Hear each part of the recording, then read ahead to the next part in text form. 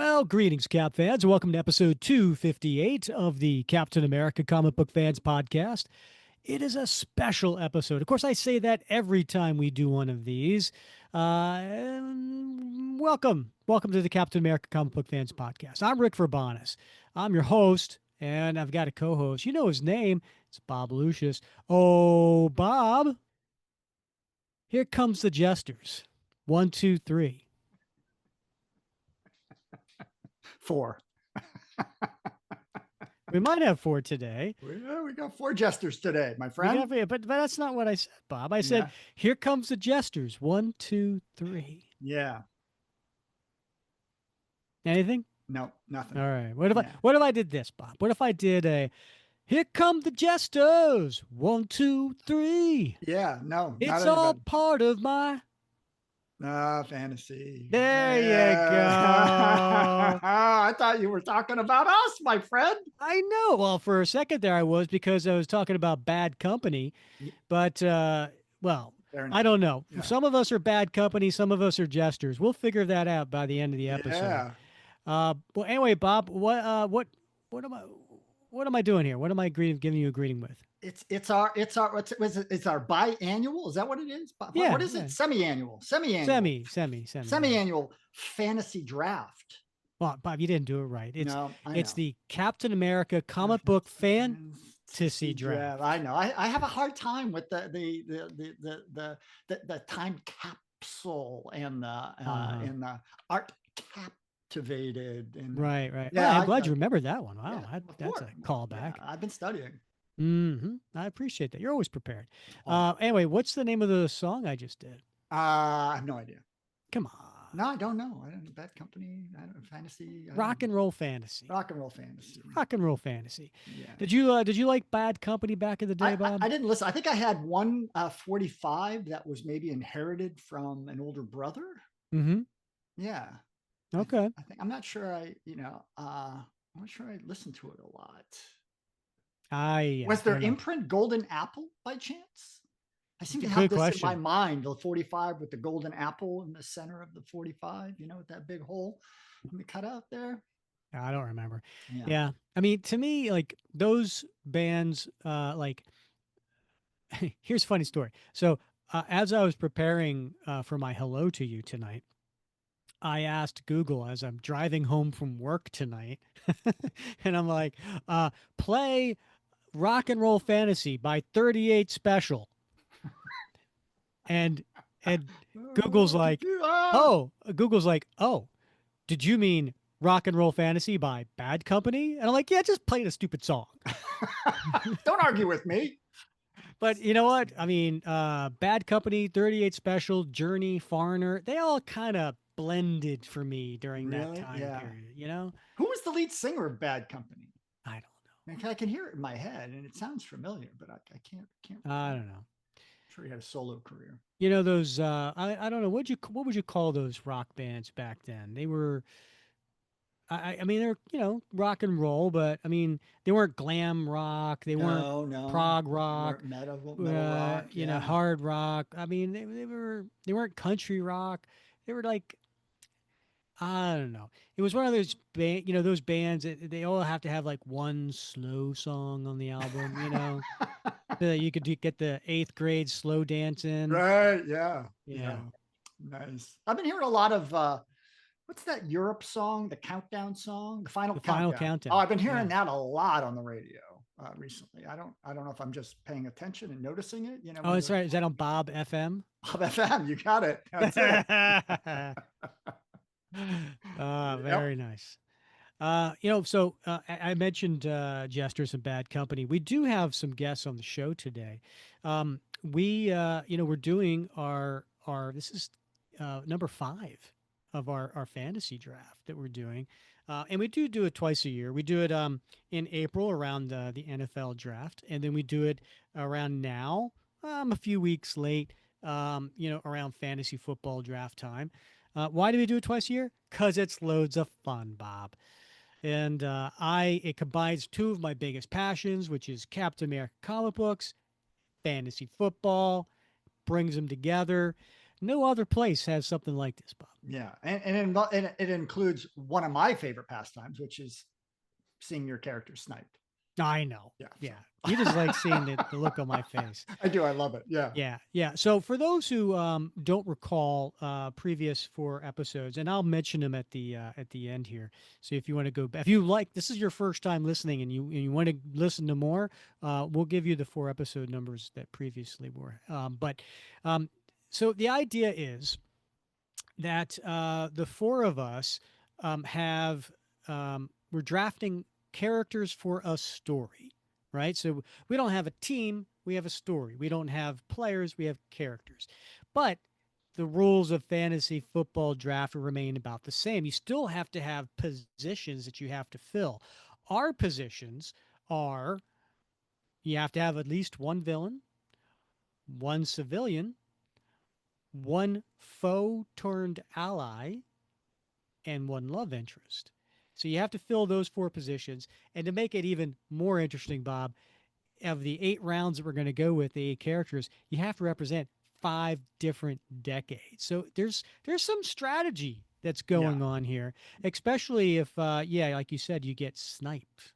Yeah, and the rules have evolved over time. So I mean, we've refined this process because, like, when we started, it didn't need to be like the captain didn't need to be Steve Rogers, but now we've made that a rule. So it has to be a team centered around Steve Rogers, and we made some other tweaks to the rules as well because there have been some controversies on these drafts before, and so it does as the guardrails get narrower. The competition heats up. Yeah, and Bob still finds a way to somehow bend the rules. Loophole. Anyway, so yeah, that's what today's episode is all about. Bob, do you think we should introduce the guests to our listeners? We probably should. They've been waiting a very long time. All right. Well, we're going to start with one of the oldest patrons of the show. And I don't mean like, like age wise. I mean like one of the original patrons of the show. And you know him, you love him. His name is James Foley. Hi, James. Hey, James. Hey, guys. Glad to have me. We should call him Golden Age James because he's one of the oldest patrons of the show. Maybe. James, you first iTunes review. Right. There you go. Yeah. You know, we got to have you back on the show. For those who aren't familiar with James, you can go way back to episode 25 and hear his backstory.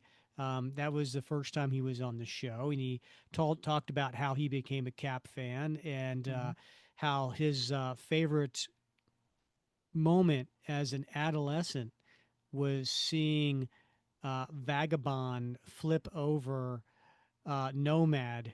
Yes, I think you're right. Did I remember that right?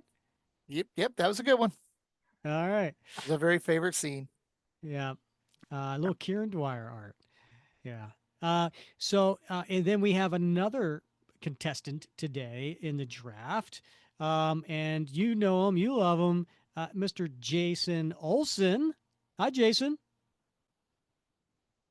It's Dr. Olsen. I mean, I don't want to be that guy. I was waiting. I extended the pause before I unmuted myself just to give Rick a moment to sit in. Yes. Right. Is that what your family and friends call you? It is. That's what my wife calls me.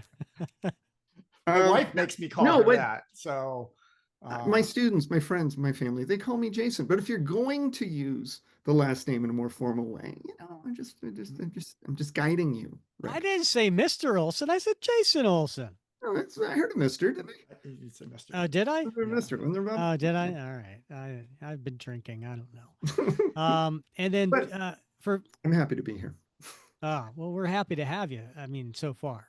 Yeah. So, Jason, he also, you may know, is the author of a book about one of our favorite Captain America writers, Mark Grunwald. And we had him on way back in episode 82. That was the first time he was on the show, where we got to talk to him about, the Mark Grunwald and his book and everything fun there. So you can always check that out if after listening to this, you're not so annoyed by Jason that you don't want to hear his voice anymore. Jason's like the Alan Baldwin of the Captain America Comic Book Fans podcast because he's been on the show so many times. It's like this is like Jason's SNL. Well, we said before about getting jackets, right? Right, get jackets or something, satin jackets, I'm not sure if this one counts toward mine, but we're working on it. We'll count it. We'll count it. Yeah. All right. Yeah. Be like a neighborhood watch sort of thing. So then I guess technically I am in the 5-timers club. Yeah, right. Exactly. I technically would be. Yeah. No other place would I want the jacket from than right here. It would be a members only jacket, which yeah. Would I wear anything else in 2025? Are you guys wearing the same shirt? I'm just we're trying not. No? No. Oh, okay. Nice. All right. The logo looked the same, and then I see it does, and I thought the same thing. And then I saw Steve in the costume. I saw you when I first came on. You were like, looking down. Well, I was probably having. I wasn't. And Bob was like, my eyes are up here. Up here. Up here.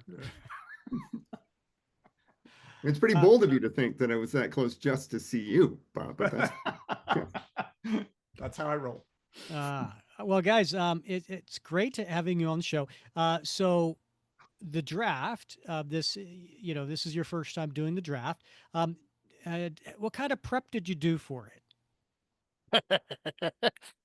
Okay, James, lay it on us. I made jokes beforehand. I said I worked about 14 hours on this. I had made an Excel spreadsheet to try and copy what I had seen on the previous podcast. I watched the previous 4 to review strategies that were used in the past. I set my deck with 2 to 3 options each, and then I ran through 3 different stories, grabbing different connotations on my premise to see what would work best for me. Oh my gosh. Yay. Wow. Did some focus groups. Did some focus groups. Yeah. I did go through and take my story and read it to my wife last night to get her opinion / time. So yes. Wow. Yeah, a little bit of effort. Okay. All right. Well, I can't wait to hear this. How about you, won't be Jason? Impressed. I thought I put some work in, but evidently I did not. I put together some draft boards. I have some ranked picks as well, but 14 hours. I don't know. I don't know if I got there, but I feel comfortable at this stage with what I've done. That will probably all come crashing down. That is the last time you will feel comfortable in the show. That's what I figure. I'm hoping for nothing less so that I can frantically figure out what happens next. Yeah. Well, just remember, at the end of the draft, everybody gets 3 minutes to pitch the story with the characters they just drafted. And then what we'll do a week from now, well, actually not a week from now. If this comes out on Wednesday, by this weekend, we'll put a poll in the Facebook group for people to vote on which of the 4 stories they would like to read the most. And so you'll have the opportunity to create a little bio for each one of your characters on like what's happening in the story. And then you'll have like a Diamond Previews catalog description. So we'll have that in the Facebook group this weekend for people to check that out. But in today's episode, I can't wait to hear the pitch after you draft your characters. Are you excited? Let's do this thing. You know, Jason gave a thumbs up, which goes really well in audio. Podcasts. I answer with mute on. It's okay. All right. Very prepared, James and I, for this. We are not the seasoned experts that y'all are. The 14 hours that James put in and the effort I put in did not actually involve doing a podcast at all. We forgot about that part of it. That 15 hours of prep time. Good. Yeah. All right. I was literally putting this together on the drive home from work today. So we'll see how this goes. And we all know how well Bob prepares. You got it. Yeah. That's why they make lunch hour. Exactly. All right, Bob, you're going to be the timekeeper again. I Would you am. like to? Okay. Yep, And ready how to go? much time we each get? Each pick we get up to 2 minutes, apparently. 2 minutes. Yeah. All right. And then what we'll do is we'll take a little pause after the fourth round, which will be halftime, and I'll give a recap of everybody's picks so that we can see which characters that you have filled in on the requirements. Again, one villain, one civilian, one foe turned ally, former foe turned ally, and one love interest. And all the time representing 5 different decades. And the decades are based on their first appearance in the comics. All right. Bob, one last question. What's a civilian? Well, to me, it's everybody but me. But according to your definition, it is somebody who has never served or currently serves. I guess that would fall. Yeah. Never. Not never. No, it's not never. It's currently. It's not never. Because we argued about this with Betty Ross. Mm-hmm. No, you got. I know, because we argued about it, right? Yeah. And all right. That was like a precedent. Okay. So now you said she was old and a librarian, right? And she's not currently, she's currently a civilian. That was. All right, good. All right. So currently serving as a superhero or as a SHIELD agent. Somebody who is fighting crime. Fighting crime. Right. If they're not fighting crime currently. So how about a district attorney? That would still be a civilian. I'd say civilian. Really? But if you were to say... How about police officer? Would be not a civilian. Not a civilian. Okay. No. All right. If you're not fighting crime currently. Got it. All right. All right. Sounds good. All right. We're all on the same page. I really wish we could have come up with a different word for that one. I beat that one up pretty good. Yeah, you know what I'm talking about. Uh-huh. You know. Yeah. Well, the argument was Sergeant Duffy in that one episode. Yeah, he wanted to say he was a civilian. What? And you let him have it. Army. You let him have it. I was. Did I use Sergeant Duffy as a civilian? Yes. Really? And that's precedent. Yeah. No, that's changed because we changed the rules. It can no longer be someone who's in the military. No, we said SHIELD agent. No, it can't be someone in the military. I take it as anybody who's uniformed or fighting crime, right? So that could be SHIELD, that could be military, it could be police, could be a superhero. We haven't even started yet. We're already fighting over something. I just want to make sure that we're all on the same page. We're not. We are not. We are not on the same page. Dadgummit. Love it. Let's roll. Let's not. Action. God. I love that I've planted these depth charges that are just going off now. I was so good on this, not even make a backup for that. Oh, God. Yeah. Listen, if you're in a situation and it's somebody in the military, we could take a vote on it at the time because if it was unclear, I guess you just don't listen to every episode, James. Listen, comment, like. I try and support. Financially underwrite, but whatever. Have not missed a month of coffee yet. No, and listen, we appreciate that. By the way, I know. For people who are kind of curious about, so we've talked about before. We have patrons of the show, and you could go on buymeacoffee.com/Cap Comic Fans, and you can see who they are. Because we don't hide anything. I think we have 30 people who, help support the show at different levels. And we have 10 at the super soldier level, which, James, you are one of them. And we appreciate that and have been from the very, very beginning. Very beginning. Yeah. I was the second. I was mad I didn't get the first spot. I remember. Yeah. You can be upset with Grandpa on that one. I can. Yeah. I need to come up with a civilian. Any other questions before we get started? Jason is the first pick. So it's going to be Jason, Bob, James, then me, and then it's reverse me, James, Bob, Jason, and then reverse. It's a snake draft going back and forth. So Bob, Jason, James. Any questions before we start the clock? I think I've got it. And there will be questions, but they don't need to come now. Okay. I agree. I really, really do think I'm screwed.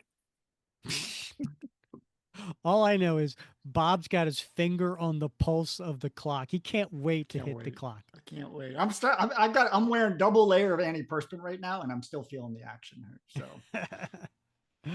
all right. And then Bob, you're going to give what a 30-second warning? I'll do a 30-second, a 25-second, a 20-second. No, 15, 30 seconds 10, fine. 5, yeah. We don't need a countdown. I'll be stressing. Yeah. Yeah. All right. Okay. And then wait, who's going to time Bob? Well, sometime, of course, Rick. Oh, I don't think so. Okay. Jason, you're on the clock with the first pick in the Captain America comic book fantasy draft number 5. So, this is our 5th one of these. And the previous 4, I believe the same character has been drafted first. Is that correct? It is. So we're gonna make this historic right off the bat because I am not picking that character. Oh. With my first pick, I am going to take from Tales of Suspense, number 75 from 1965. You didn't. No, you didn't. He did not. I'm taking Sharon Carter. Oh, yikes. I'm going to have to tell you right now, that really hurts me. Okay. I'm sorry. Yeah. Wow. Sincerely. But now I have to wait. How many picks now? 7? 7 picks. 7. Yeah, but no, you killed me there, dude. It's a pretty good start. Yeah. Okay. All right, Bob, you're on the clock. All right. Well, you had me very, very worried because I am pulling from that same issue, but I'm going with the Georges Batroc. Oh, you did that? Oh, wow. So I was stressing there for a good 30 seconds, my friend. You really kind of had me going because I really need that character. So he's my villain, and I got to have him. So thank you for picking Sharon. At least I put a little fear in you. I feel good about that. You did put a little bit, yeah. I felt a little twinge. And both of those were 1966. Oh, was it 66? Okay.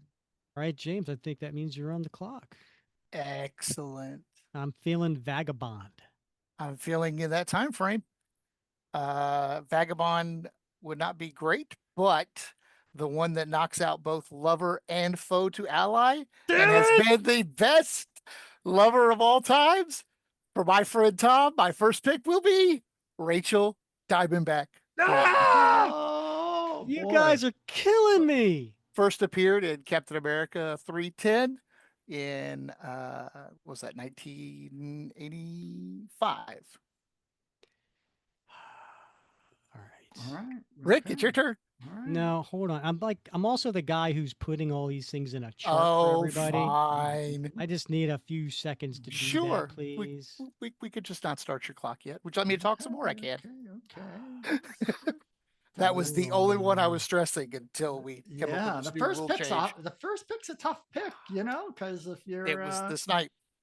Yeah, it's if you've got a fulcrum character that everything revolves around. She's actually almost a throwaway, but I'm not going to talk about that. You just did it out of spite? No, I needed a lover. I need a foe turned ally. It works out well. Oh, you get to double dip? Hold on. Yes. Dude, we've double dipped forever. Every time. Really? You can yes. Oh my gosh, I wasn't aware of that. I didn't know we double dipped.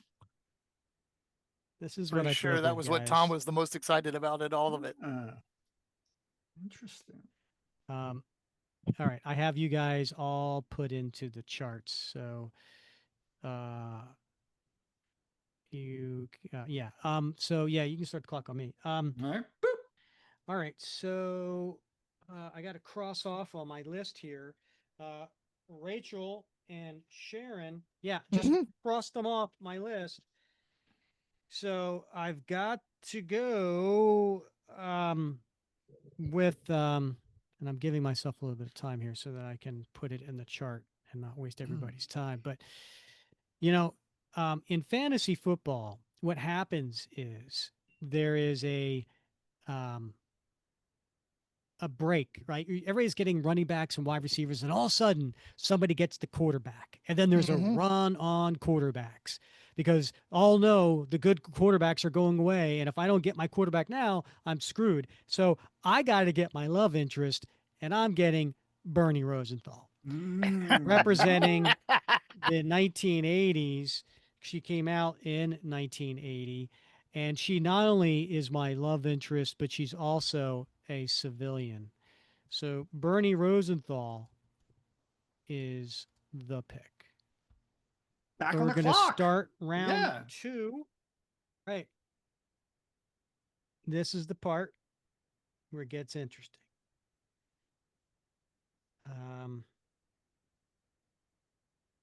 I gotta go. You know that run on quarterbacks? Sometimes you want to make sure that no one else can get that quarterback, the last remaining quarterback. So I got to go with the first pick in the second round, Connie Ferrari.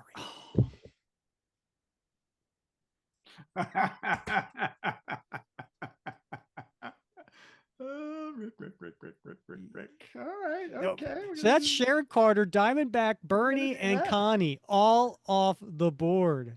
Okay. James, you're on the clock. Oh, whoops. I'm sitting here looking for somebody. Oh,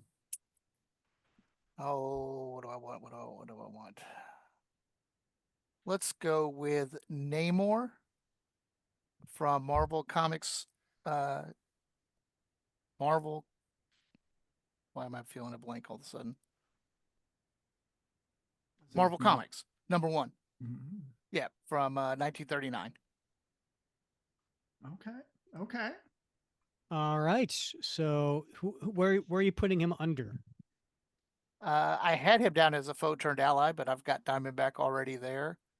But yeah, he's an ally. Okay. All right. Well, I'll just put him underneath foe turned ally. And then, I mean, it doesn't matter. You can have him. It doesn't. Yep. I just didn't know if he was your villain. That was he is not my villain. Question. Okay. I could not use the Submariner as the villain. That would not be okay. All right. So Namor. Just for the record, I'm upset now. I'm just letting you know, James. Why? No, I haven't expressed any sniping to this point, but I just want you to know, James, I am now. So good work. Yo, Namor. Really? That's an interesting one to be sniped so early.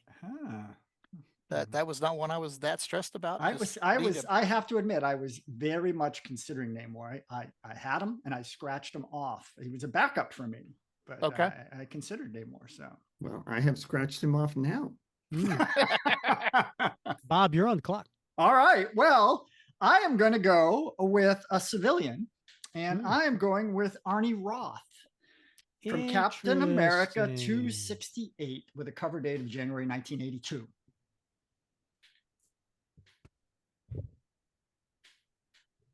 All right. Arnie Roth representing the 80s for Bob. I love the 80s. Jason, you're on the clock. All right. With my next pick, I would like to take from Captain America 208 from 1977, Armin Zola. Oh, nice. I'm assuming he's your villain. Oh, he is my villain. That was a backup for me. Good. Nice.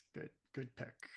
And now I'm going to pick another villain with my next pick. I'm sorry. So that was the 70s, right? Yes, that is the 70s. Okay. And now hold on. I got to put these. I'm so excited. He is fired up. You got the next pick. Nobody's taking it. It's okay. Relax. I'm about to pick something really weird, and I want to make sure I get it out there. Okay. All right. First pick in the third round. Jason is taking. From Captain America Volume 3 in the 2000s, I am taking Cash, which is an AI villain that was in the Prototype. It was an AIM agent. And this is just that's CHE, right? CHE. This is the early days of the internet, and this is how we perceived AI. Right. You have done a fantasy draft before, right?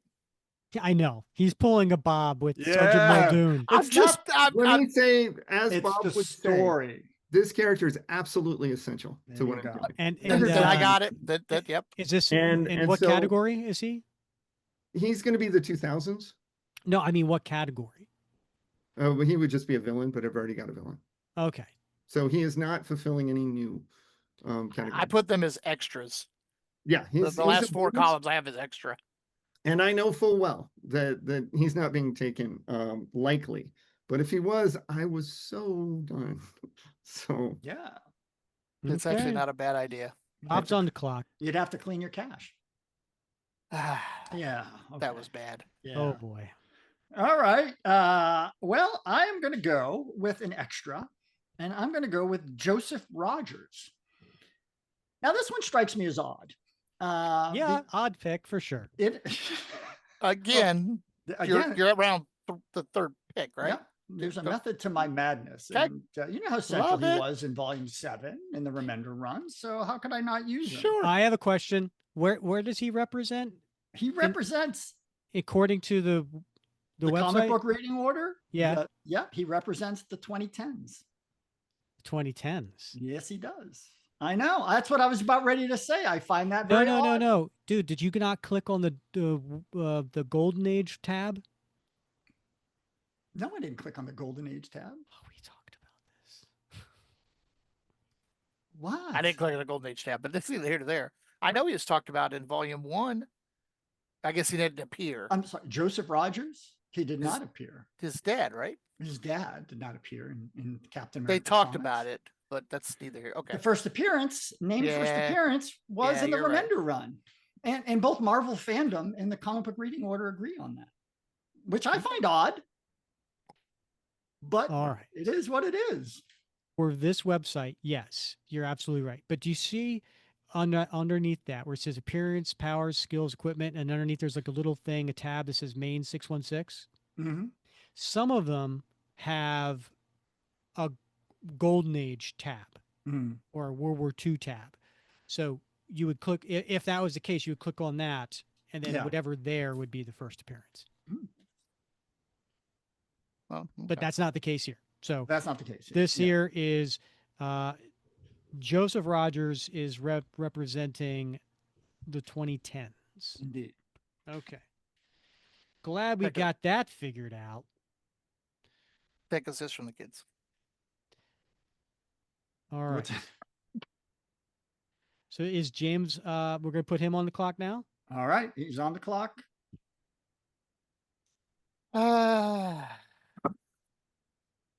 Because it's important to the story, I will go with my villain, who I don't think would have gotten picked at all, but it is what it is. From 1963, I found him in Tales of Suspense number 58. And if that doesn't count, he is in Captain America Sentinel of Liberty number 5, the Chameleon. Oh, very nice. All right. This is where I realize I don't know how to spell chameleon. CHAMELEON. I had that. CHAMELEON. Yeah, I had that. All right. It didn't look right to me. And that is, I'm sorry, you said the 60s, right? He is 1963. First appeared in Amazing Spider-Man, but his Captain America appearance was Tales of Suspense 58. If that counts. Tales of Suspense counts. But Tales of Suspense 58 is before Steve Rogers starts in Tales of Suspense in 59. It counts. 58 counts. That's the first Captain America. You're good. You're absolutely good. Then I could have done something different, but that's okay. All right. Rick's being generous because he doesn't have that character. Probably. Yeah, it'd be a whole different argument. Yeah. You did get me a little bit worried when you said your villain and you were going in the 60s, because most of the villains are in the 60s. I know, but I'm pulling this guy. Okay. He is going to be my villain. I don't think any of you guys are going to pick him, but he's very, very, very much essential to my story. And that is Ultron. I did not see that one coming. And which comic book did he? I love Captain that. America? That was a good one, Bob. That was a good one. Did you guys get the reference? Nope. What did he say? From Age of Ultron? From the movie. Okay. I didn't see that coming. No. Oh, all right. I think there's 2 listeners who got that. Quicksilver. I got it.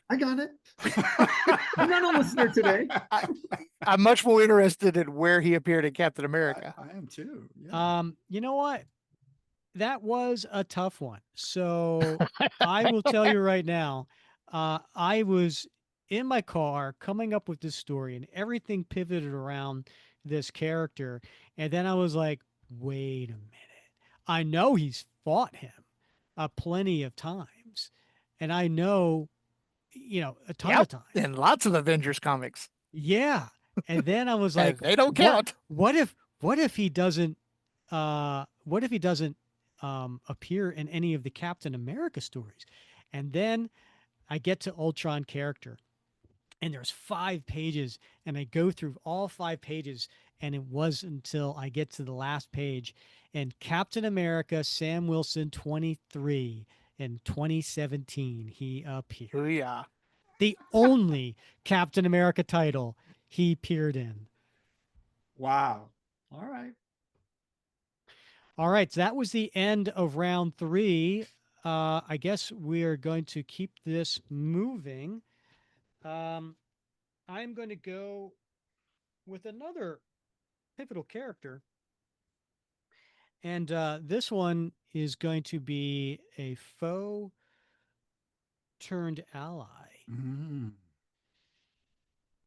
And he also represents the 60s, which doesn't help me because I already had Ultron in the 60s. But this was an important character. And I am putting him in here. You guys would never pick him. But again, pivotal to the story. It is going to be Bruce Banner, a.k.a. the Hulk. Okay. And that is my former foe turned ally. Nice. Considered Banner. Nice. Did you know? I did, actually. Yeah. All right. James, you're on the clock. All right. So let's go ahead and start our fight. For my civilian from 1997, Captain America Comics Volume 3, Issue number 2, Lieutenant Commander Rebecca Houston, the XO of the Mackenzie in the comic book where Captain America's on a submarine. What? She's your civilian? That's what I wanted. All right. Wasn't she like a baddie? She was the XO. She was the one that was running around with Cap and was going to go down with the ship. Oh, yeah. That's when they were fighting Hydras on the ship. All right. Yeah. She was awesome. That was a good he ended up having to save her and eject out of the torpedo tube with her and all kinds of other things that don't happen on submarines. And you would know, James, having served on a submarine. Most important character of all for my story. Wow. Okay. Is it really the only civilian in your story? Yes. All right. Based on vocation, based on premise of the story, which I don't really want to give away at the 4 point, but I'm okay with that. It's a base, so everybody's another sailor, or yeah.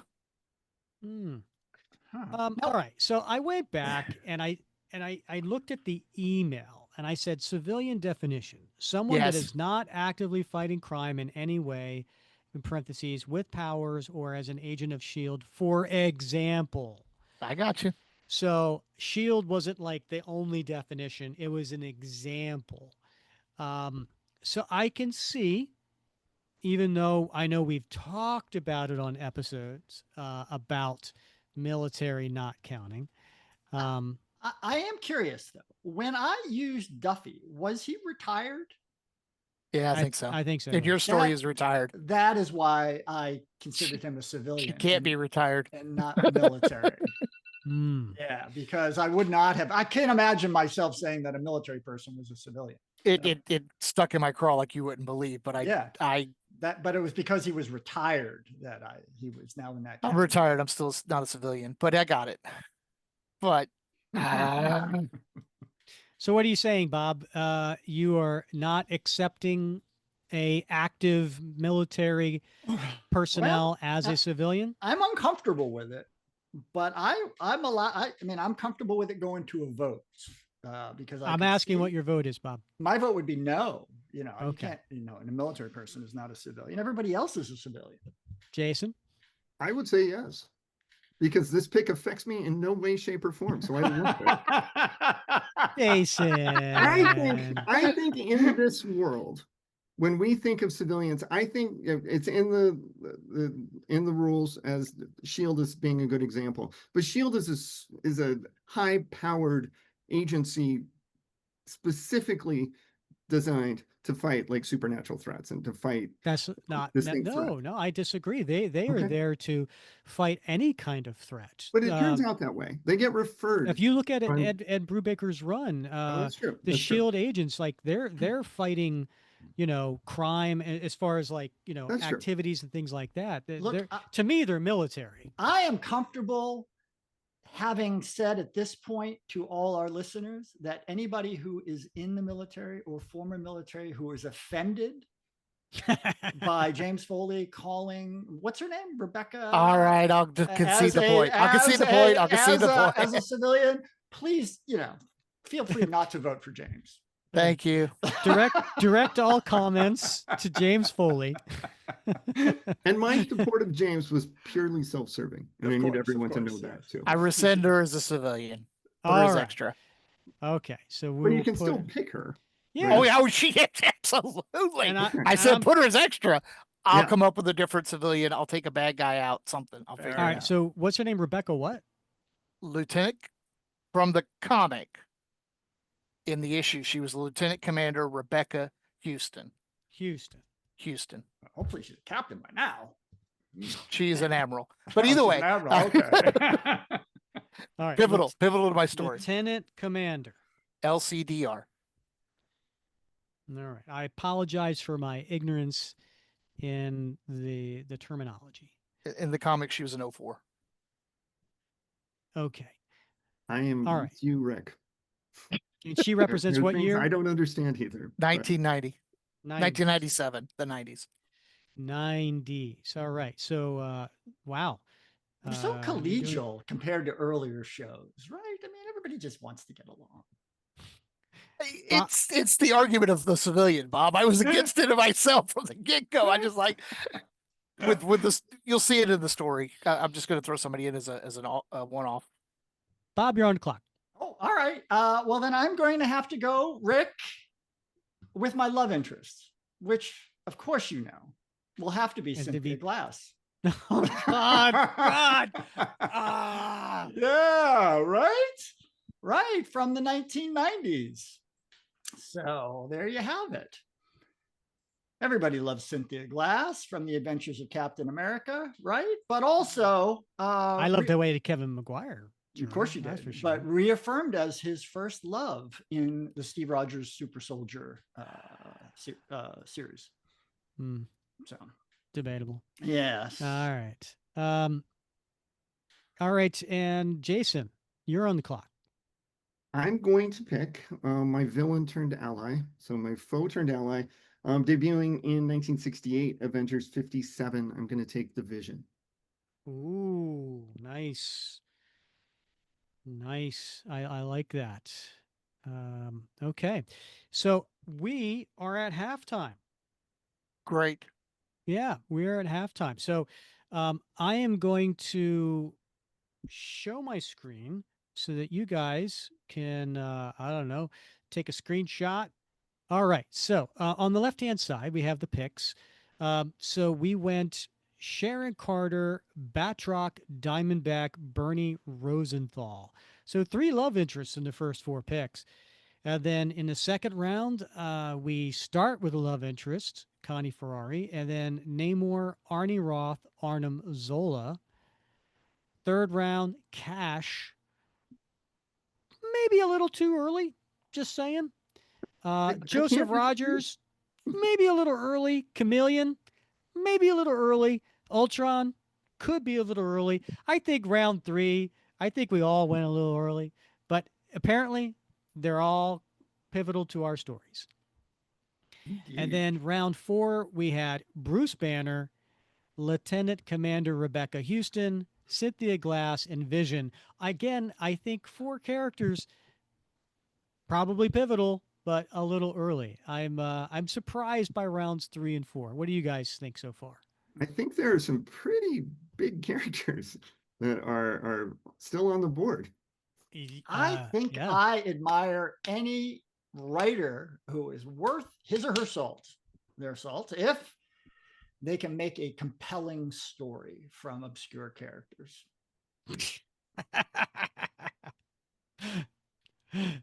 Oh, I love how Bob just kind of like, yeah, let me pat myself on the back. Let's not just go to the well. Let's make a compelling story. Uh-huh. All right. Well, Bob, Batroc was a very pivotal character in my last draft. So, okay.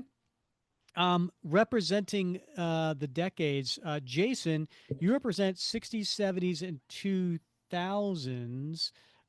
So you got 2 more decades you got in the next 4 rounds. Bob, you represent 60s, 80s, 90s, and 2010s. Very nice. You only need 1 more decade. James, you got 30s, 60s, 80s, 90s. You are also in a good situation, 1 more decade. And then me, I have the 60s, 80s, and 90s. I'm in the same boat as Jason. I need 2 more decades to represent. Are we good? We go ahead and start the second half? All right. Jason, you're on the clock. So you mentioned all those things that I need, and I'm not going to do any of them because you got to go where your heart goes. So I'm taking debuting in Captain America 217 as Marvel Boy, and appearing for the first time, and Hulk 234 as Quasar. I am taking Quasar. Nice. Wowzers. And by the way, I wrote this book about him. Product placement. If somebody else brings it up, now what stop them? What was it? The 70s? He was the 70s. Yes. Okay. Well, you didn't need that. Never mind. I didn't need it at all. But there was no way I wasn't gonna do it, Rick. Wendell's a great character. He was a favorite of mine as a kid. Thank you. Like I had anything to do with him, but I've spent a lot of time with him lately. So I'm excited to have him in this story too. Very nice. Good. All right, Bob, you're on the clock. All right. Well, if I have Joseph, I have to have Sarah Rogers, right? So from Captain America 255 with a cover date of March 1981, joining her husband, dear Joseph, the parents of Steve Rogers. Definitely got to be part of my story. Yeah, that was the 80s, right? Yes. Okay. Well, you already had the 80s, so and you already had a civilian, but that's okay. Yeah. You're doing well. All right. You like what you like. James, you're on the clock. Still doing research. I'm not kidding. I need 1 more decade, so let's go ahead and knock out the 70s. And you do need a civilian, by the way. I know. Thank you. For my 5th round pick, I will take 1979. First appeared in Master of Kung Fu. Okay. Zeron, the Weapons Master. What? Now, hold on. I just want to say, when I picked Zeron, was it last? Yeah, last draft. Everybody was like, who? You made him cool again, right? Apparently. He has been one of my favorites since I was a kid. He was in West Coast Avengers 10, and I was all for that. I was trying to figure out if it was Batroc Brigade went as a package deal, but you actually went character by character last time. So I figured out I had to actually break that down. Yeah. There's no package deals. I was trying. You can't draft 2 characters for one. Three. I know, but I mean, Bob would have gotten Joseph and Sarah Rogers in one pick. Yeah, but I have to admit, I did consider Jacques Duquesne. So he was. Just saying. Yeah. All right. Nicely done, Zoran. Can't wait to see how this works out. All right. I'm on the clock. You are. I need another decade. I'm going to have to go with the 70s. Bob, you know her. You love her. She debuted in Captain America 237. Do you want to build a snowman? It's Anna Kappelbaum. Oh, I was going to pick her. No, you weren't. No, I wasn't. But it'd be right up my style. Be my style, though, wouldn't it? It really would. It would. Yeah. It really would. So yeah, I got Kappelbaum, and she came out in 1979. I think that's the episode that for those in real time, like Jason and James, it comes out tonight. So there we go. Anna Kappelbaum. Nice. Thank you. All right. I kick off the first pick in round 6. Am I on the clock yet? You are. Okay. I know how I'm going to represent my 5th decade. The question is, what the hell? You know what I'm going to do? Jason had said before, there's still some big names on the board. You know? There's a lot of big names on the board. It really is. There's hundreds of big names on the board. I mean, the first pick in the draft the last 4 years is still just hanging out there. Right. Right? Yeah. I gotta go with Bucky Winter Soldier. There you have it. There you have it. I mean, like, let's make this fun. Yeah. Right? So sure. Why not? Right? Yeah. So that's Go the ahead. Get the ash vote. Go ahead. I mean, we could put this underneath foe turned ally. We could, ally turned foe turned ally. Sure, okay. Yeah, right, whatever. But you know, he represents the 40s. So I now have all 5 of my decades. Okay. And I have all my categories filled too. Woo. I'm now everything's just icing for me. Is it? Yeah. Okay. James, you're on the clock. For my civilian, I will do a deep dig and grab first appeared in Avengers 281, the 1980s, Fabian Stankiewicz. Oh, nice. I like Fabian. Okay. I believe I drafted him previously. I believe you did. Yes. Yeah. I'm just going to go Fabian S. I think we all can figure out who that is. Is he a civilian? Don't you start. It's a valid point. He is. No, he is absolutely. Avengers. He's an He supports staff. He could be a foe turned ally too, right? In a really stretch. Sure. Wow. It depends. But I don't care. He's my civilian. Hold on. I'm going to pull a Bob here. Oh, my God. With the Betsy Ross.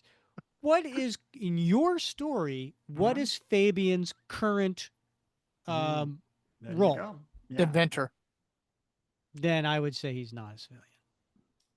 He gave you an opening. Yeah, that's fine. I really am not going to fight you on this, James. Can I go for a vote? Can I get a vote?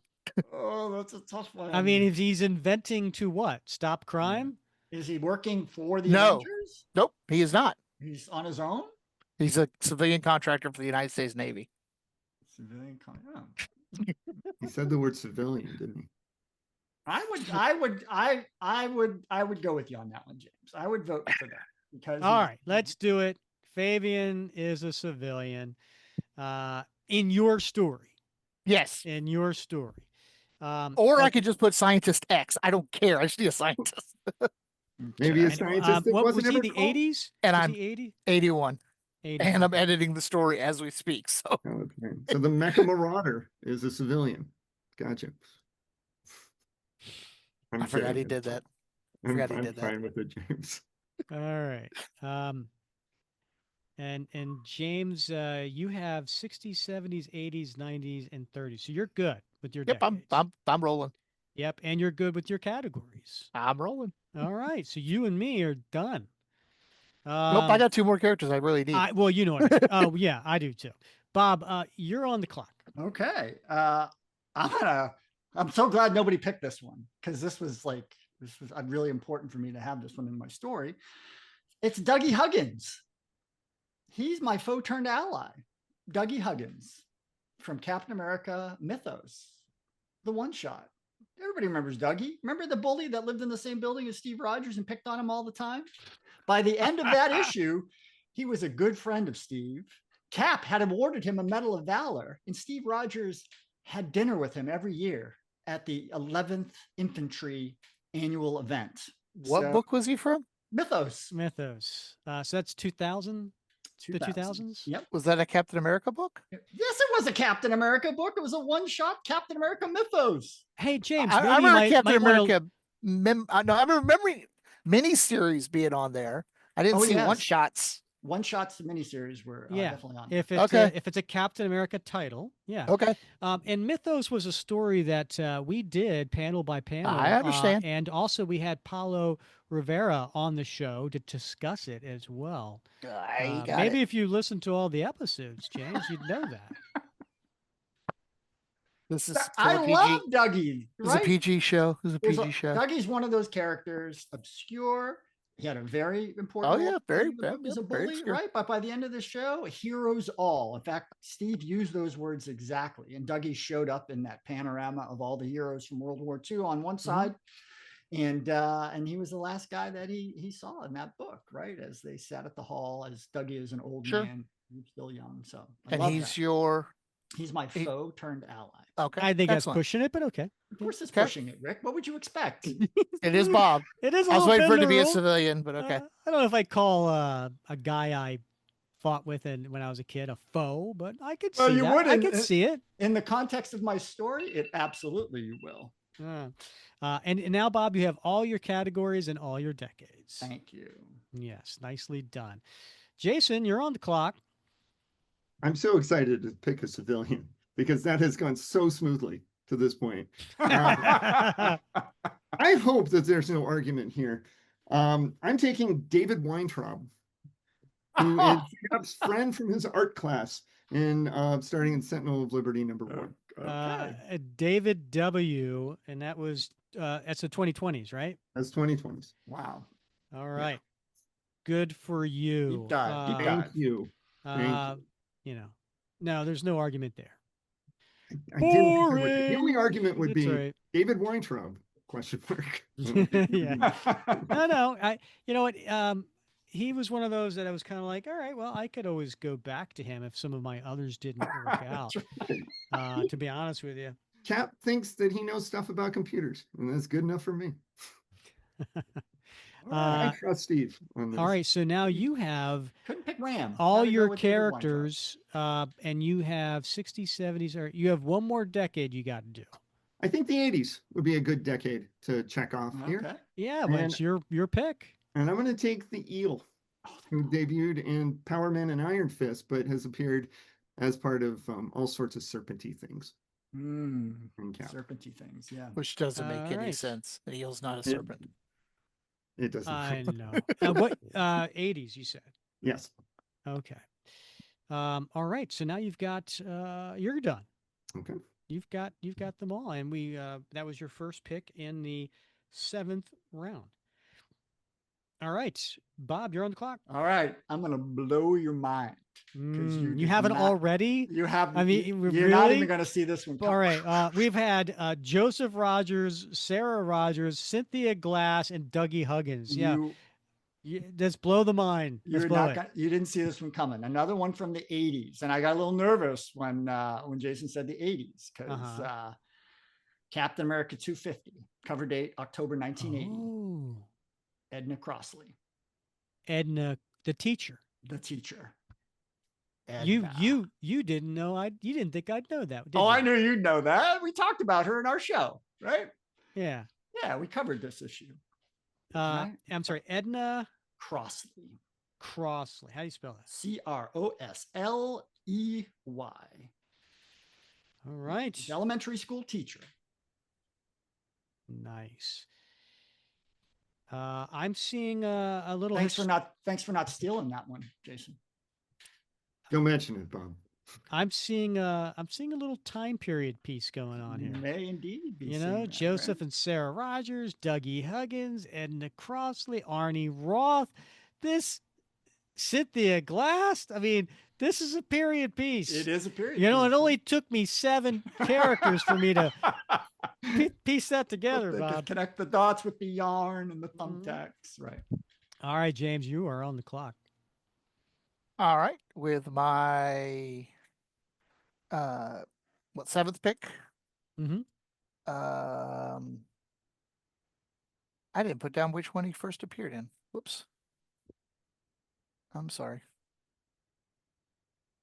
Because it's not a Captain America comic. For Bolton. Yeah, I know. First appearance, Submariner number 5, 1968. You already said Namor. Yeah, I know. I'm giving you the issue he first appeared in. Tiger Shark. Ooh. From Steve Rogers, Captain America number 13. Because I needed a water guy, and I looked all through that complete database thing.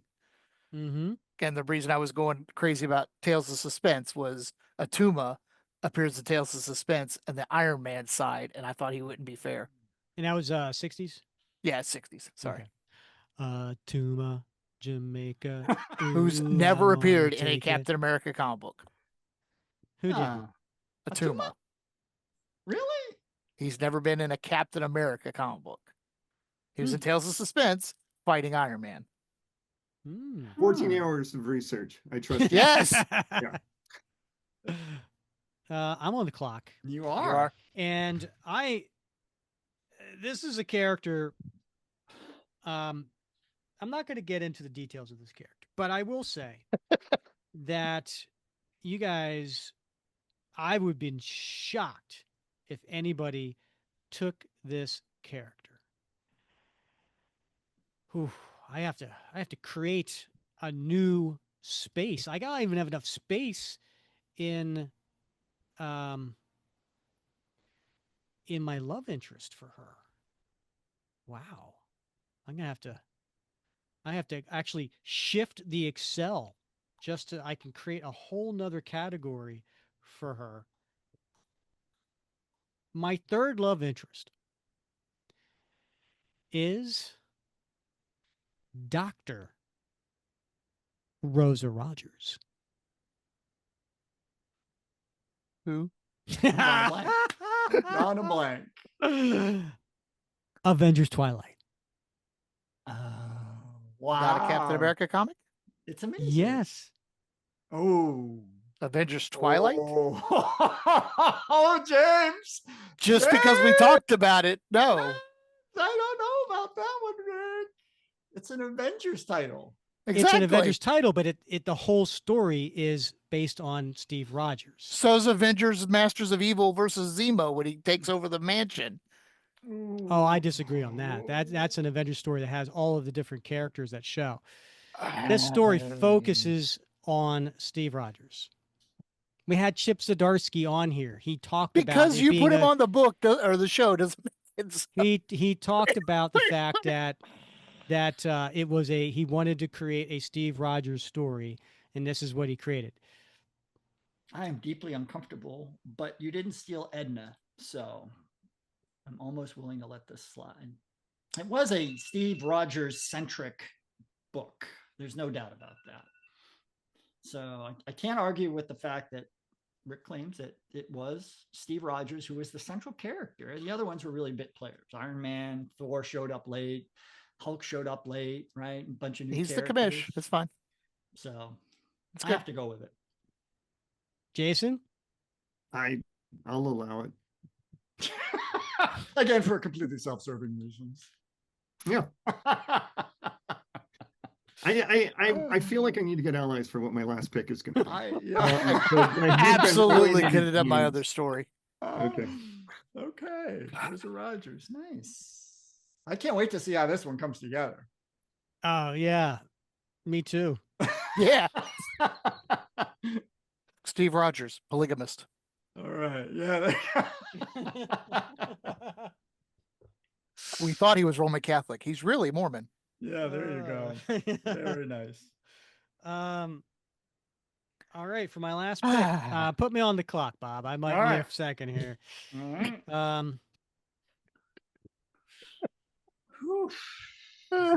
Pressure's building.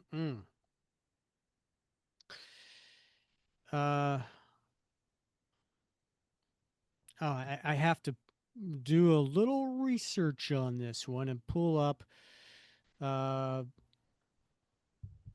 Captain America 237, which was the one that actually we just did, Bob. And it really inspired me. As you saw, I had Anna Koppelbaum, right? Yeah, right. Yeah. I'm going to have to go with my last pick. And this is, well, you know what? The hell with it. Do it.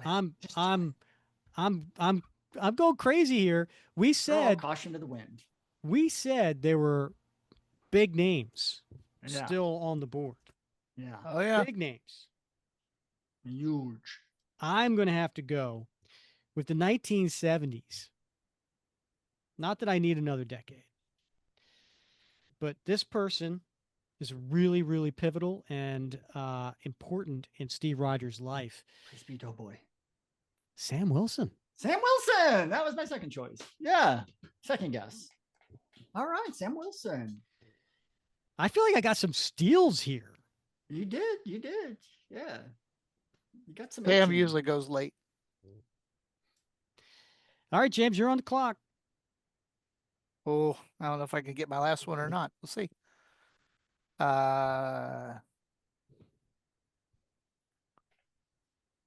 Also from 1963, which I made the comment that all great villains come from. Mm-hmm, you did. Another amazing Spider-Man villain, the Sandman. Wow. In Captain America Comics 385. Wow. I love how he puts and this is the issue that Captain America issue he appeared in. They're obscure characters. You said we need to have it. I love that. Thank you for doing that. Told you I put the research into it.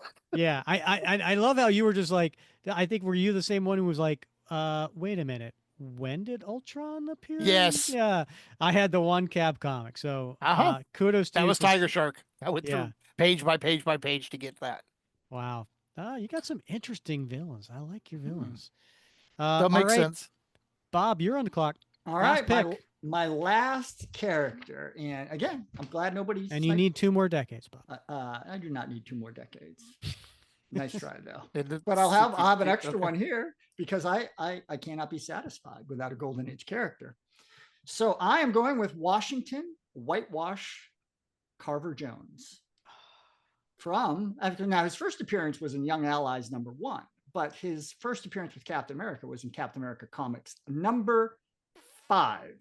And that was with the cover date of August 1941. Washington Jones. Washington Jones. Retired as a colonel from the U.S. Air Force. Retired as a colonel. Yes. And your story, is he still in the military? He's not in the military at all. Okay. Yeah. All right. He's one of those little kid sentinels of liberty. Nice. All right, Jason, you started us off with Sharon Carter sniping for me, which I still haven't forgiven, and then now you get to end the draft. Okay. Who's your pick? I've got some questions first. Bob, is he on the clock?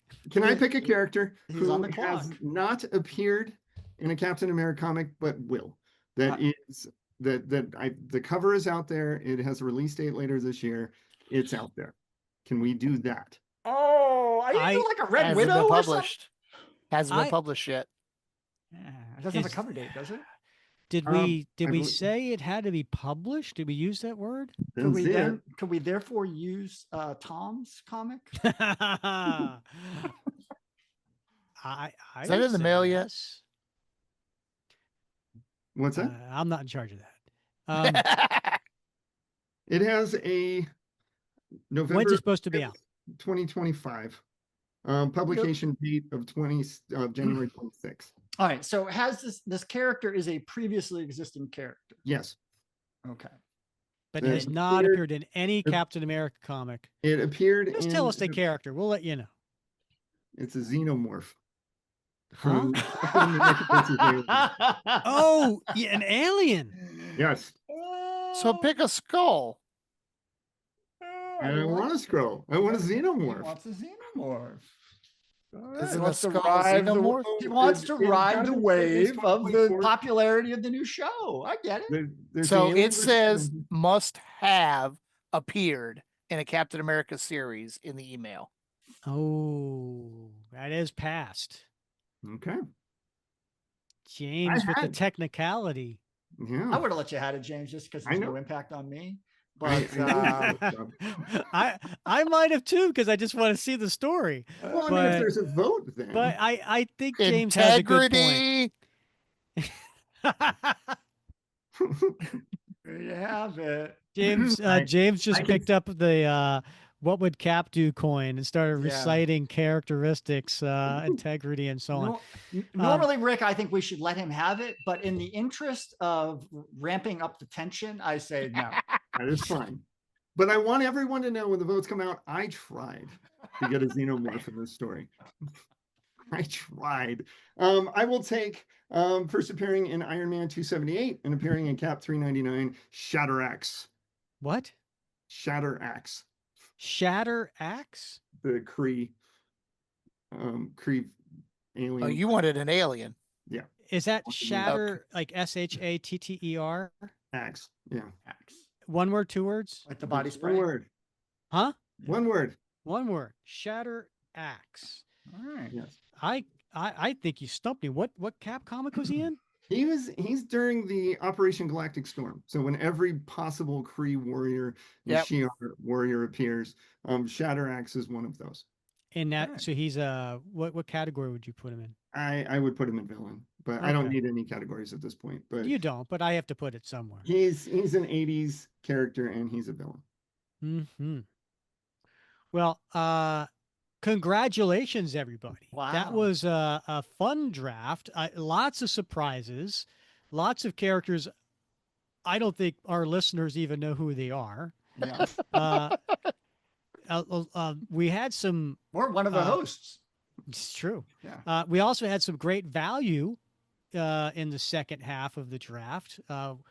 All right, let's just go through this. I'll share my screen again. All right. So Bob, well, actually, we'll go Jason. Jason was first. Jason has Sharon Carter, Arnim Zola, Cash.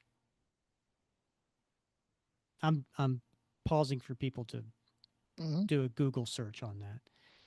Vision, Quasar, David W., Eel, and Shatteraxe. I gotta say, first two picks started strong. Very, very strong. The rest, interesting. Very interesting. I can't wait to hear the story. I can't wait to hear the story. Interesting. You know? I want to hear the pitch. Bob, second pick of the draft, he went Batroc, which we all know means that is a very pivotal character in his story. Arnie Roth, Joseph Rogers, Cynthia Glass, Sarah Rogers, Dougie Huggins, Edna Krausley, Washington Jones. Now I understand why you went Arnie Roth with the second pick of your draft, because I was like, why is he picking him so early? Because of all the remaining characters, he might have been the one who might have been picked. That's exactly right. This is not one I would have put past you to use in one of your stories. So I had to. I actually do have him down here as potential. So, see, yeah. James, you went Diamondback. I gotta tell you, that was like snipe. I was and when you hear my story, you'll understand why. Namor, interesting second pick. Chameleon, interesting third. Houston, Zeron, Fabian Stankiewicz, Tiger Shark, Sandman. Again, really interesting characters here. I got a naval theme here. What? And then protest. Then me, I got two of the biggest love interest still remaining at that point, Bernie and Connie. Went with my villain Ultron, Bruce Banner, Anna Kappelbaum, who was the landlord of the Brooklyn Heights apartment.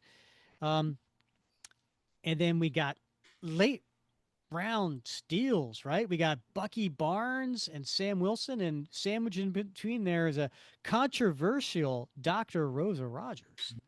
Yeah. So interesting draft. All right. So now's the point where we go and we do our pitches. And we have 3 minutes, and we will go with Jason. You go first, and you are on the clock for your pitch. This is Peace, Love, and Hate Captain America. Quasar is patrolling space, and he starts to feel these weird feelings of peace and love, and he doesn't want to give in to these feelings because the quantum bands kind of block mind control from him. But he starts feeling these things, and then he starts feeling this repeated mantra of hate Captain America, peace, love, hate Captain America. Quasar flies off. He doesn't know what's going on. He's kind of in a panic. As he's flying toward Earth to try to get to Cap, he gets stopped by Shatterax. They have a fight in space. Quasar is completely weirded out by all of this, gets by him, and is on his way to Earth. On Earth, Cap and Sharon are fighting the eel. During this fight, Cap gets a call from his art student friend, David Weintraub, who's been monitoring the internets and is hearing about some weird cosmic energy. Cap says, I'm busy. The eel is here. I'll get on it when I can. Sharon pops the eel right in the face. Battle over. Cap's like, okay, I'm on it. Quasar is on his way. Sharon and Cap check things out. Cap receives a call from Vision about hearing these words also emanating from space. So Cap is really kind of wondering what's going on at this point. Quasar arrives, tells Cap what he felt. Quasar marked the location in space where the signal was the strongest with his quantum bands, and Sharon and Cap and Quasar fly off to figure out what's going on. They arrive on what seems like a seemingly peaceful planet that Quasar has no idea about, did not see this planet ever before. Sharon complains about these messages and how annoying they are. Quasar makes a headband to help her repeal the brain activity and fight the mind control of this. The peaceful citizens on this planet start to grow angry when they see Cap. Cap and his team start defending themselves.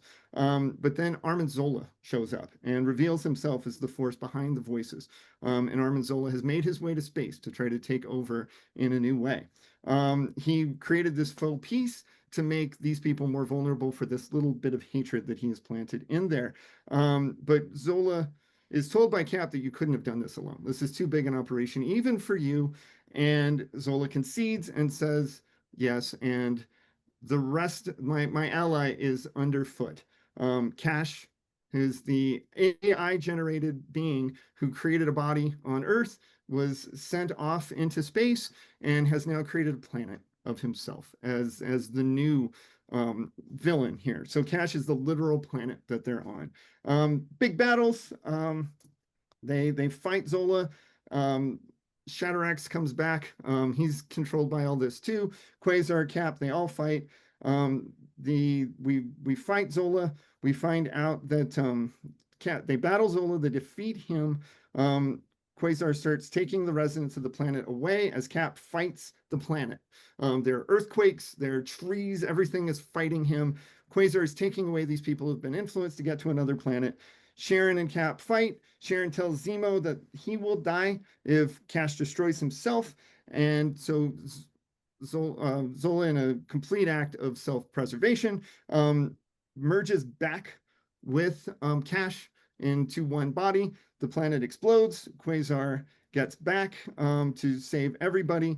They get back and they have stopped what Sharon calls this plague of faith. There's all these people talking in these peaceful terms. Cap corrects her and says that he's going to be fine. These people have not been cured of their hatred of Captain America, but they will, because he's going to do good deeds, and that's going to show them the right path. She still calls this a virus and a plague, and he says that faith is never a plague. It's never a virus. These are things that we can do. Everybody is confident. Cap is confident these people will find their way because faith helps you find a way. And that's my story. I like it. Yeah. Very nice. I think with the where I liked it is that, you know, it's a whole thing about love and faith, and, you know, that's what wins at the end of the day. Mm-hmm. Well, I wanted Sharon in there because I think Sharon's cynicism was really important to me, to contrast with Cap's optimism in these points. And then I needed some cosmic characters that kind of got in there too. So I had a whole underwater part also, James, but Vision replaced that very, very quickly. But 3 minutes isn't that long, even when you talk as fast as I do. So I'm a little lame. I love the cosmic feel to it, right? And I think it has a certain flavor to it that I think, you know, fans of the 80s, early 90s would really appreciate. So I like it, and I love that the whole Arnim Zola in a selfless act of self-preservation. I love that bit because it reminds me a lot of your willingness to let James slide on a couple of his picks. So very, very nice. Very nice. But I would definitely read it, Jason, because absolutely it sings to me a little bit. Thank you. Yeah, I love the underlying theme. I appreciate the fact that I affected it by taking away Namor. You're welcome. Very good story. Does sound good. Shatterax is somebody I had never thought of and wouldn't have grabbed, but that was a big chunk of the stuff that I did for mine with obscure characters and one panels. How did the xenomorph fit? It was just going to be that.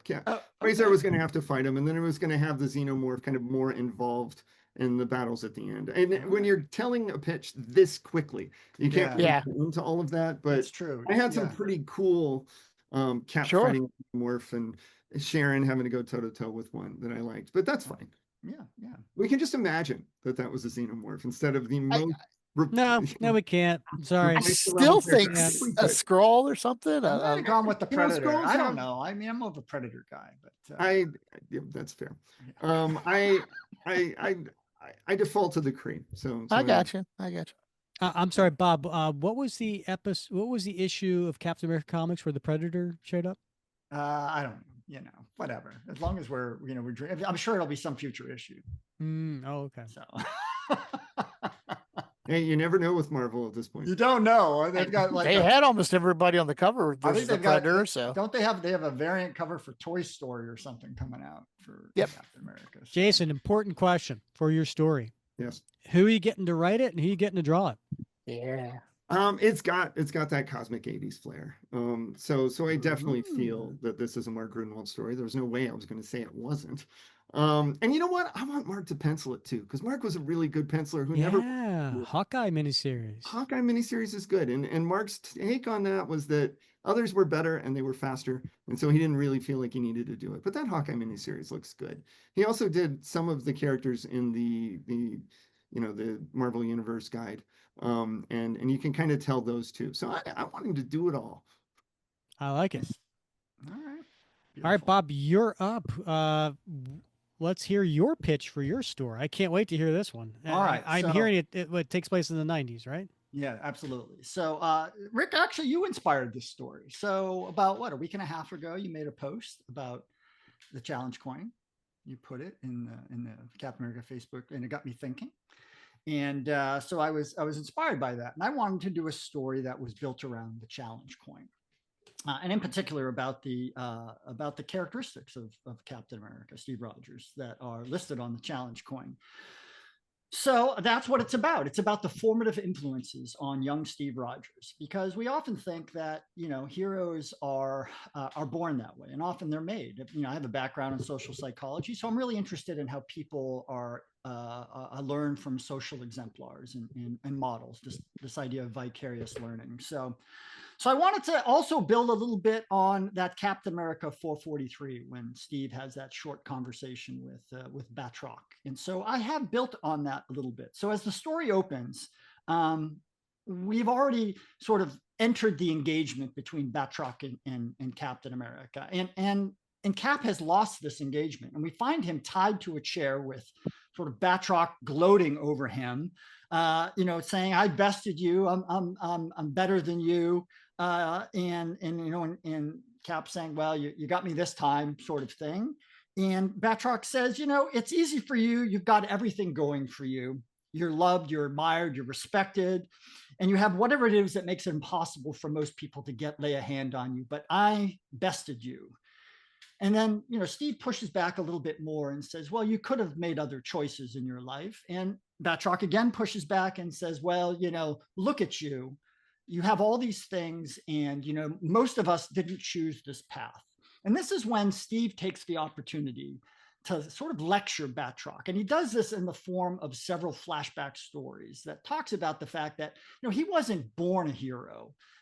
He didn't become Captain America out of the womb, right? He had a childhood, he had a young adult life, and there were people in his life that taught him what character meant. And we proceed through each of the character traits on the coin as he recounts these flashbacks to Batroc. So when it comes to honesty and integrity, he talks about his parents. And in particular, he talks about his dad, who, for all his faults, had honesty and integrity. And he talks about how he was a construction worker and how... 30 seconds. Already? Oh my God. All right. Well, anyway, so then he talks about courage, and he talks about Arnie Roth, and he talks about perseverance and Washington Carver Jones fighting racism to do the right thing. He talks about humility and Dougie Huggins, who learned to change and not become, remain a bully. And he learns about empathy and compassion from Miss Crossley. And finally, Cynthia Glass teaches him about sacrifice. And there you have it. I like it. Yeah. So flashback stories. Yeah. And these are all characters and stories and situations that help shape Steve Rogers to be the character we all know and love. That's right. Who wouldn't want to see that story? Who would not want to hear about what made Steve who he is? Right. Yeah. I think that, you and I have discussed many times that, Steve Rogers is the character that we love. The super soldier serum is just, a nice after effect, right? Yeah, right. I mean, a lot of these characters, they don't have a lot of depth to them, so why not give them a little depth? Like Dougie. Poor Dougie. I love this. I love how it fills in the blanks a little bit on that Batroc conversation. I think that's really fun and an interesting way to do it. And I love the self-promotion of the coins. Yeah, absolutely. Since I'm not the only one then who my inclusion of Quasar was a little self-promotional too, so I'm glad I'm not the only one. But really, I love it. I love the message. I love this idea of talking about what character means, and really showing us why we love Steve Rogers. Yeah, wouldn't it be fun if, like, Steve held up Cap held up a coin and said some fan sent him this? I think it would be great if he talked about buymeacoffee.com. When did we get white coins? I have red and I have blue. When did we get a white one? The white one just came out. Ah, you know. Yeah. No. Yeah. So gotta complete the set. Hold on. You haven't seen it yet? There it is. Not the white one. There's the white one. Yeah. Oh, that looks sharp. Yep. Yep. Nice red, white, and blue, buddy. The idea of the self promotion, the social background, the things of that nature. I like that fact that we're all pulling from things that we have our passion about. Obviously, mine's going to be in the same vein. But a very great issue with Batroc and Cap together. I love grabbing a piece out of history to pull out of and expand that story. That's something y'all have talked about multiple times. What was that whole night of conversation about? Right. Yeah. Yeah. It definitely fits. I like it. And who would be the writer and illustrator for your story? I would definitely want it to be illustrated by Paulo Jenkins and written by Roger Stern, because I loved what they did together on the 70th anniversary Young Allies special. So Paulo Jenkins? I'm Paulo Rivera. Okay. Yeah, I'm sorry. Yeah, Paulo Rivera and Roger Stern. So my backup would have been John Jenkins because I liked how they worked together on Mythos. And so, gotcha. Paul Jenkins was the writer on Mythos. Yes, Paulo Rivera. Gotcha. But Paulo did the art for the 70th anniversary issue, and Roger was the writer. All right, James, your story. Can't wait to hear this one. Takes place on a submarine, I'm guessing. Eventually. We open up with Captain America going to ComSub Lant in Norfolk, Virginia.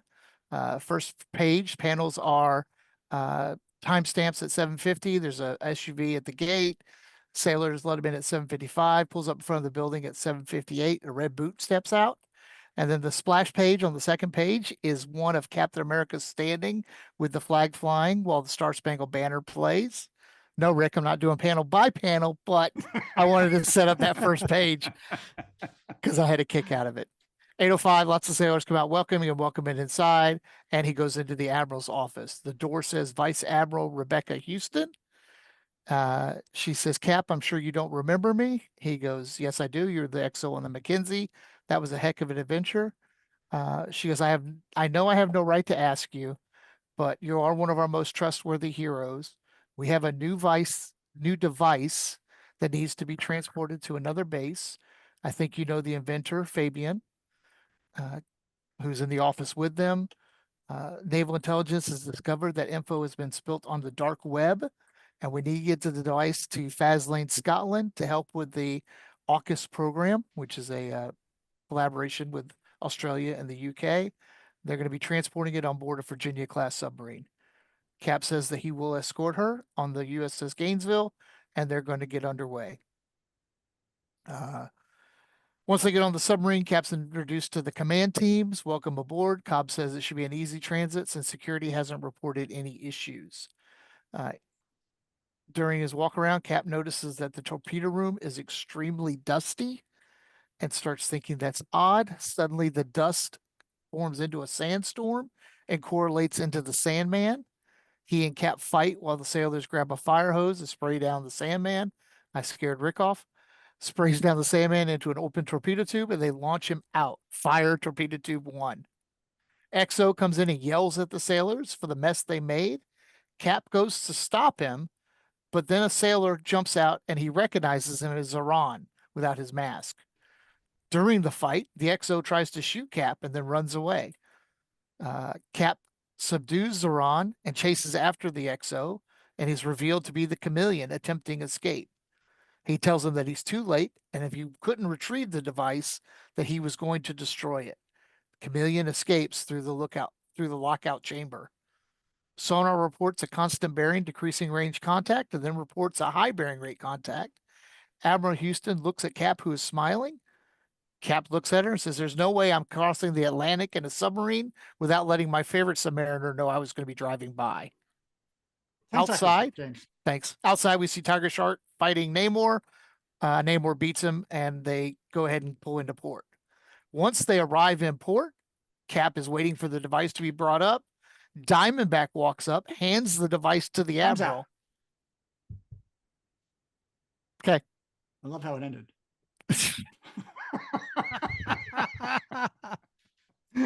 I got to do the last paragraph. I can't. Go ahead. Diamondback walks up, gives the device to the Admiral. She had already taken it overseas on a commercial flight. The thought being that the amount of effort bringing Cap on board made him the obvious target. So the Admiral had contacted Domino's team, the Hotshots, to have Rachel fly it over with it not being recorded anywhere. Bait and switch. Cap offers to take Rachel to dinner. She says, no thanks. The Admiral already promised me a big night out, and they walk off together. Fun. Nice. That's a fun story. I like that. Yeah. And I love how you brought your expertise of being a long time. I mean, you served on a submarine. I didn't want to call you submariner. 3, but yeah. 3, 1 twice. Yes. I didn't. Was it submariner, or are you normally? I'm a submariner. Referred to as seaman. Submariner. Okay. The big debate is submariner or submariner, but we won't get into that. No, I think we should. No, that's a fun story. Thanks. And I was waiting for when does Diamondback show up. She was only your first pick in the draft, and is like, wait, hello, what's going on? And She's then the bait and switch. she shows up at the end. Which I think would be really fun if you were reading that story and didn't know she was coming. We knew the character was going to be in there, but I think that was pretty delightful, James, to put her where you did, because it really becomes a kind of fun twist, and it's very clever, and it feels like Rick was saying, it feels so much in your wheelhouse and your expertise that it just feels like I trust this guy giving me this pitch to tell this story. It does. It has some authenticity to it, right? Because you have the technical background, and so you use a little bit of the lingo, and work that in, and I like the timestamps and that whole thing. And so it has that sense of realness to it, right? That you get from like a Tom Clancy novel or something like that. So I think a lot of readers would really eat that up. They want an authentic story that feels like this could really happen. How to turn that into a previews pitch? I'm really gonna fight with that one. Yeah, because you only have like 2 inches worth of, Good luck with that. Good luck with 300 characters or something. Something like that. I can't 300 characters is what y'all did before. Yeah. All right. So if your civilian end up being Fabian, what character do you have to drop out because of all this? Living laser. Oh. I was going to have the living laser in one of the pieces of equipment. So the laser hiding in a piece of gear, Sandman hiding in the dirt, Zoran disguised as a sailor, and then the chameleon impersonating the XO. Nice. Yeah. All right. And who would be your creative team on this story? So I struggled with a writer. I think Steve Epting would have a good time with it and would be able to do something great. Maybe Rick or Mander. They've done some good military I'm sorry, stories. Steve Epting as the writer or illustrator? It's the writer. Am I saying it wrong? No? Ed Brubaker was the writer. Oops. Yes. Sorry. That's what I meant. Ed Brubaker. Okay. Yes. Yeah, I can totally see that. Yep. Yeah, it has a realness to it that I think he could capture very well. Sure. He was absolutely who I was thinking when you were given the pitch. It's like, oh, this would be such a good Brubaker story. Yeah. Be a great annual, because I think you could have you could really stretch that out a little bit in the extra pages that an annual might give you. I think that'd be a lot of fun. Yeah. I definitely want Kieran Dwyer to do the art. Yeah. Oh, that'd be fun. Yeah. Yeah. I just love his Diamondback, but yes. And his Vagabond. Vagabond. Yes. Yeah. Vagabond. Yeah. Couldn't figure out a way to stick her in there.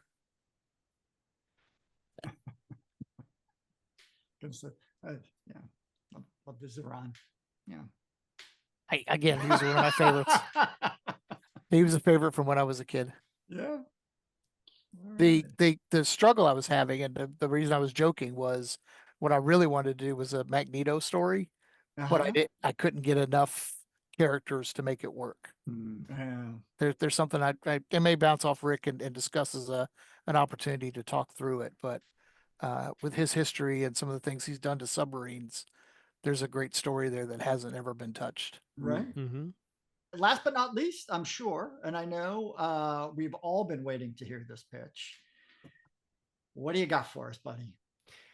All right. So I hope you like a dark story, something that has a lot of heaviness to it as far as really impactful things happen in this story. So essentially, we start off with Steve Rogers in his Brooklyn Heights apartment with his love, Bernie Rosenthal. And also there is Anna Kappelbaum. And they're just, the three of them are sitting in Steve's apartment and having a good time chatting. And out of nowhere, busts in Ultron. And Ultron comes in and immediately starts to fight Steve Rogers. They take the fight out of the apartment, but ultimately what happens is the apartment blows up with Bernie and Anna in it, perishing. Move towards the next chapter, and we have Steve Rogers with Sam Wilson. They're just buddies hanging out on a night, just friends, not in their civilian identity. Ultron shows up, attacks both of them, kills Sam Wilson. Next chapter, Steve Rogers is with his love, Connie Ferrari, in a civilian identity. Ultron shows up, kills Connie before Steve can do anything to stop it. And then, next chapter, Steve is just hanging out with his bud, Bucky. And out of nowhere, Ultron comes in, they fight, and Ultron kills Bucky. This all happens over and over and over. So Steve feels like Ultron has been plaguing him his entire life, killing the loved ones closest to him. He can never understand why. And then we go further into time, and Steve Rogers is older. And now we get to the time of the story of Avengers Twilight. And it turns out Ultron has not been the villain behind the story the entire time. Who has programmed Ultron to go through a circuitry over the course of these decades has been Bruce Banner. Bruce Banner, it turns out, when they say Bruce Banner died and Hulk was reigned the same, no, they managed, Red Skull figured out, and Ultron figured out how to separate the two. And this put a living hell for Bruce Banner, so he wanted to get revenge on this. But how did he do it? And it wasn't until Dr. Rosa Rogers realized that Steve Rogers was better when he was without any civilians in his life. When he was Captain America and devoted to being Captain America, he was on top of things and stopped bad things from happening. But when he was distracted in his life, she realized that he was not able to stop horrible things from happening to the rest of the world. So they decided the best thing to do was to go back and to periodically make sure that Steve had no loved ones in his life. But it doesn't end horribly. Steve has remained positive. Steve has remained true to the fact that he knows and he loves his friends and his family, and that he is not going to let this stop him. And he confronts Rosa at the very end, and I'll have to let you know how it ends from there. I know my time's up. He kills her. No, he doesn't. Now, at some point, does a bat fly through the window and he decides to don a cape and a cowl? No. Okay. That's not in there. No. Sorry. Wow, that is dark, Rick. It is. Yeah. So you think the entire story that Ultron is the villain, but it turns out that it was Steve's allies and loved ones who were in their deranged mind felt like this was the best thing for the world, was Steve Rogers not having any civilian identity but be Captain America. And then what Steve does at the end with Rosa to kind of show that no, love does conquer all. So I like it. I love it. He's going back in time, like they're going back and basically altering Steve's life, right? They're going back through time through Ultron. Through Ultron. So kind of like I think of it as a time virus that Bruce Banner develops to go back and to make changes in history. It has a little multiverse feel to it, right? It does. It's kind of like a what if issue. Yeah. Days of Future Past. Yeah. I love it. You get Chip Zdarsky and Daniel Acuna, the ones who did Avengers Twilight, to come back and do it because they had that dark kind of feel to it. Yeah. But again, just like Avengers Twilight ended on a positive note, my story will as well. So, do they actually die? Yeah, this is like kind of like a what if story. Okay. I didn't know if they were pruning it before it happened. Yeah, I mean, in Avengers Twilight, it's actually Earth 24 331. Right. It's not the 616. Right. Yeah. So anything can happen in this story. Right. Okay. I like it. Nicely done. I would read it. And I would say to Rick, hey, we should cover that on the show. Panel by panel. To say once he goes through and publishes it. I know it's a really cool story. I mean, it's so all the way that you're pitching it, I'm like, I don't know where this is going. And I really like that aspect of it, is that you really had me hooked pretty early on this one.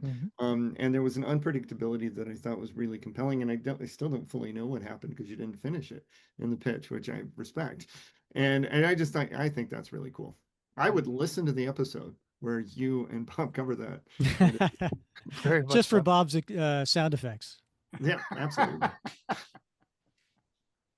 I liked how willing you were to go dark on that. Mm-hmm. And I think it was really compelling. I know that's not your style, Rick. It isn't, but you know, I felt like seeing Steve humanized, because he's Steve Rogers throughout this story. He's not Captain America.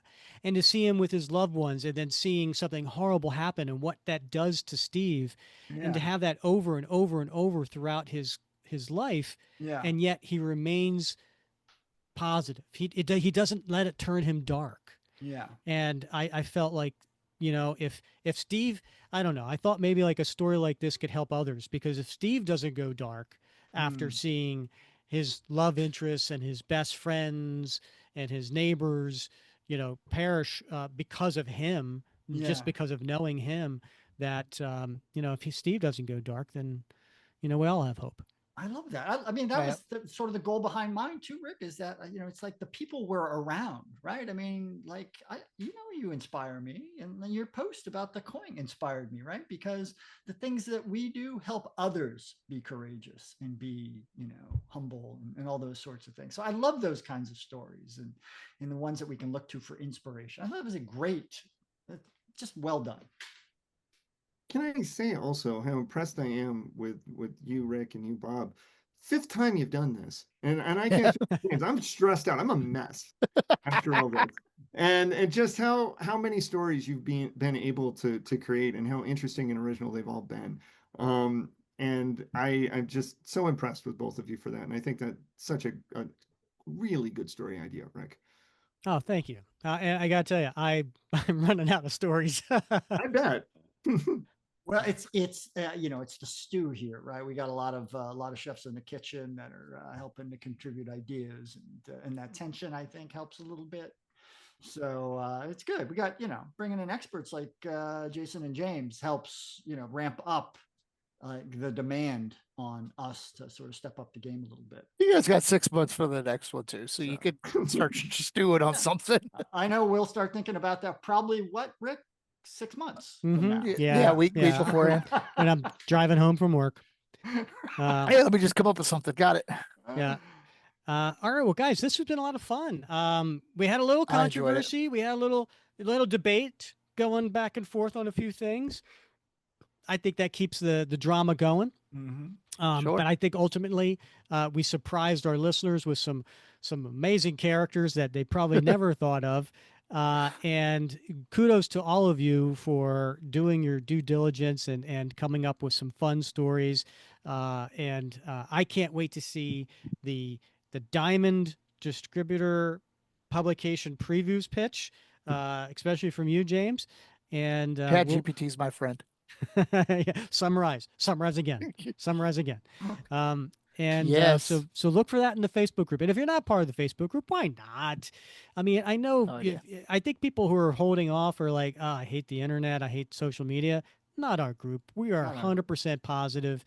You will not see anybody going on there and trashing people and giving negative, and there's no politics, all of that fun stuff. It's an oasis from all that. So make sure you check us out on the Facebook group, which is Captain America Comic Book Fans, and join that. And then you can vote on which of the stories you would like to see done and to read. Yes. And the other thing is, and I think Dr. Olsen would agree with me, that, you know, the group is an educational opportunity as well. I learn something new every day. Just even tonight, Like some of these characters were so obscure, not just mine, but some of the other ones as well, right? It's an opportunity to learn things that maybe you hadn't, heard before, seen things you hadn't seen before. I mean, the group is really an amazing resource. Especially if you go back and you search for things, you will find posts going back years, giving you the information you need about a particular issue, a particular creator, a particular collectible, whatever. So it is really an amazing resource. I always thought it was just a way to add to my shopping list.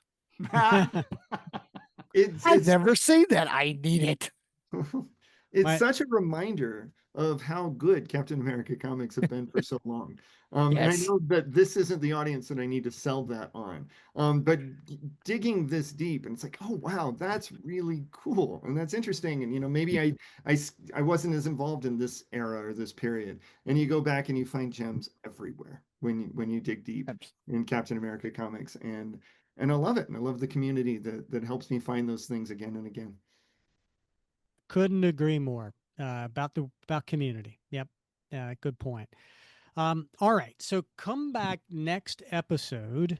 Episode 259, where we're going to have an interview with the guest artist Chris Giarrusso. And so Chris Giarrusso, you may know from Marvel Minis and G-Man and other that you probably have seen over the years. He's been around for a long time and award-winning, but also he is the one who created our new logo. So we're going to have him on to talk about the logo process and all that fun stuff too. So come back next episode for Chris Giarrusso. All right, Bob, any final words? Nope. I cannot wait till next week, Rick. All right. Well, for James Foley, Jason Olsen, Bob Lucius, I'm Rick Verbanis, and we appreciate you listening to another episode of the Captain America Comic Book Fans Podcast.